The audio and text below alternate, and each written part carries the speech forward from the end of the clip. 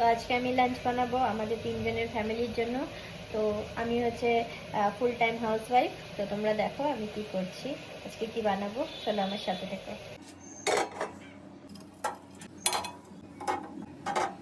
তো হতে থাক ততক্ষণ আমি এই গরম মশলার প্যাকেটগুলোকে ভেঙে নিই একটা কৌটার মধ্যে, যেটার মধ্যে মিশালি থাকে আর কি।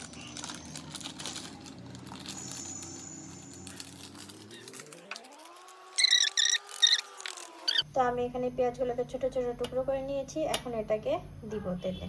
ভাতের চালগুলোকে আমি এখানে ধুয়ে মানে রেখে দিয়েছি, মানে গ্যাস এখনও জ্বালাইনি আর কি। এটা কিছুক্ষণ ভিজবে আগে, তারপরে ভাতটা করব। এতে খুব তাড়াতাড়ি হয়ে যায়, প্লাস ভাতগুলাও ঝরঝরা হয়। যতক্ষণ এখানে আমি ফ্রি টাইম পেয়েছি এগুলোকেও কেটে রেখেছি।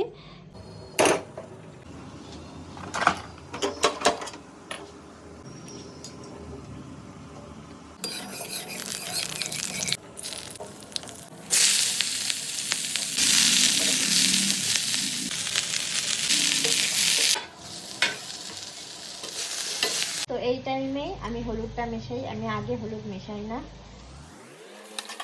তো আমার ডিম হার্ড বয়েল হয়ে গেছে, তোমরা এই ক্র্যাকগুলো দেখতেই পাচ্ছ। আমি এইগুলোকে ডিরেক্ট বেসিনে ঢালবো না, কারণ বেসিনের পাইপ নষ্ট হয়ে যেতে পারে তাতে।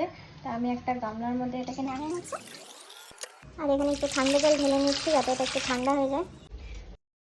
এগুলাকে ছোলা যাক।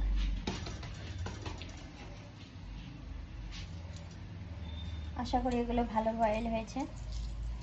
যদি ভালো বয়েল হয় তাহলে ইজিলি বুঝতে পারবে এত সুন্দর করে। এগুলোকে সাইড দিয়ে কেটে নেব, এটারই শেলটা দিয়ে একটু কেটে নেব।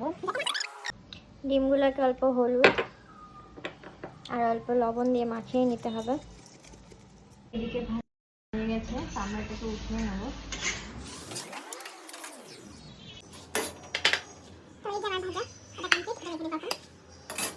কড়াই বসিয়ে নিয়েছি, ডিমটা ভেজে নেব। তেল দিয়ে দিব। তো আমার ডায়েটিংওয়ালা খাবার খেতে খেতে এরাও খুব পরেশান হয়ে গেছে লিটারালি। তো আজকে আমি ভাবছি এদেরকে একটু কষিয়ে কষিয়ে ডিমের কারি করে খাওয়াবো। তো দেখা যাক এদের কত ভালো লাগে।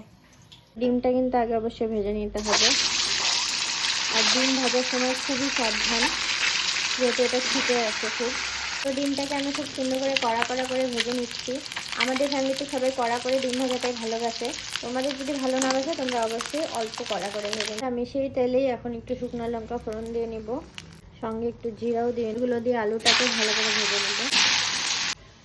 লাল লাল করে ভেজে নিয়েছি, এখন উঠিয়ে সাইডে রেখে দিব।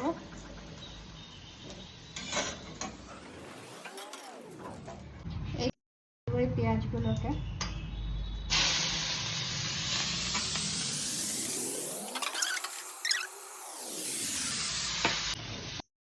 গোল্ডেন ব্রাউন আর সফটও হয়ে গেছে।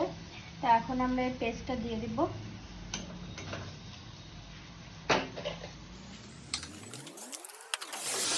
তো যতক্ষণ এটা হচ্ছে ততক্ষণে আমি একটা টমেটোকে পিউরে করে নিয়েছি।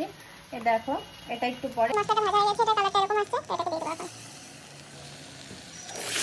আলুটাও দিয়ে দিব, যাতে এটা সুন্দর করে সিদ্ধ হয়ে যায়, কারণ আলুটা এখনো পুরোপুরি ভাবে সিদ্ধ হয়নি।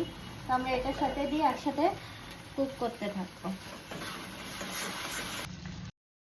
সুন্দর করে ভাজা হয়ে গেছে, একটা সুন্দর অ্যারোমা বাড়াচ্ছে।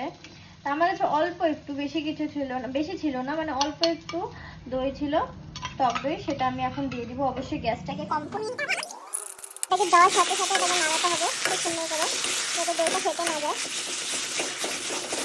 বুঝতে হবে আমাদের কারি হাফ হয়ে গেছে। তো আমি যেহেতু আমাদের কারি হাফ হয়ে গেছে, তা আমি এখন আমার ভাতটা বসিয়ে দেবো। হাফ হাফ হয়ে গেছে, আমি এখন জল দিব, আর বেশি জল দিব না, অল্পই দিব, কারণ কি আমি এটাকে একটু শুকনো শুকনো রাখতে চাচ্ছি।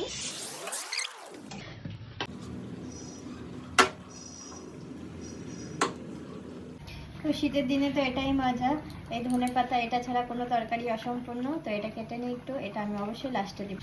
তো আমি অল্প এটাকে টেস্ট করে দেখবো যে কেমন হয়েছে, আমার লবণ টবণ ঠিক হয়েছে কিনা।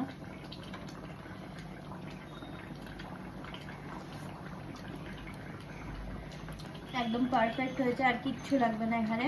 এখন শুধু গরম মশলা আর এটা দিয়ে নামিয়ে দেবো।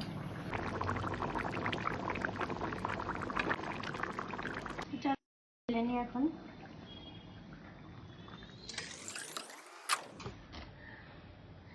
কালকের কিছু লেফট ওভার ডাল ছিল, এটা হচ্ছে মুগের ডাল, তো এটা আমি একটু গরম করে নেব, দুপুরে খাওয়ার সময় দিয়ে দেবো। খাওয়ার নষ্ট করা একদমই উচিত নয়। এরকম অনেক মানুষ আছে যারা খেতে পায় না, তা আমি কোনোদিনই খাওয়ার নষ্ট করি না।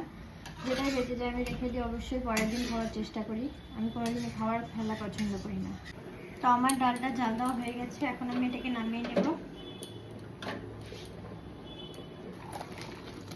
তোমরা দেখতে পাচ্ছ অনেক রকমের ডিশ বেরিয়ে গেছে ওয়াশ করার জন্য, তো এখন এগুলো পরিষ্কার করে সবাইকে খেতে দিব। চলো। তো এটা আমার বরের প্লেট, তো এটা আমার শ্বশুরের প্লেট, আর এটা আমার প্লেট। যেহেতু আমি দুপুরে ভাত খাই না, আমি একটু ডাইটিংয়ে আছি।